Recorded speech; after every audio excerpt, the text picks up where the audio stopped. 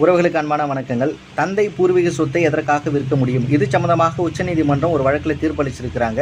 அதில் என்ன சொல்லப்பட்டிருக்குன்னா, இப்போ நமக்கு ஒரு பூர்வீக சொத்து இருக்குது. அந்த பூர்வீக சொத்தில் நாமளும் ஒரு குடும்ப உறுப்பினராக இருக்கும். இப்போது அந்த குடும்பத்தினுடைய கர்த்தாவான தந்தை அந்த சொத்துக்களை முல்லா இந்து சட்டம் பிரிவு 241 சொல்லப்பட்டிருக்கிறதான அந்த சட்ட விதிகளுக்கு உட்பட்டு சட்டப்பூர்வமான தேவைகளான குடும்ப நலனுக்காக, குடும்பத்தினுடைய தேவைகளுக்காக அந்த சொத்துக்களை விற்பனை செய்யலாம், பாராதனம் செய்யலாம், கிரைய ஒப்பந்தமும் செய்யலாம்.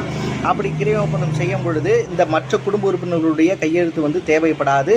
அந்த சொத்துக்களை விற்பனை செய்யும் பொழுதும் மற்ற குடும்ப உறுப்பினர்கள் அந்த கர்த்தாவான தந்தையை கேள்வி எழுப்ப முடியாதுன்னு சொல்லியிருக்காங்க. ஒருவேளை இந்த முல்லா இந்து சட்டம் பிரிவு 241 சொல்லப்பட்ட சட்ட விதிகளுக்கு எதிராக தன்னுடைய சுயலாபத்திற்காக இந்த சொத்துக்களை, பூர்வீக சொத்துக்களை அவர் விற்பனை செய்கிறார் என்னும் பட்சத்தில் இந்த தீர்ப்பினை பயன்படுத்த நாம் அந்த சொத்துக்களை மீட்பதற்காக தந்தைக்கு எதிராக நாம் வழக்கு போடலாம்.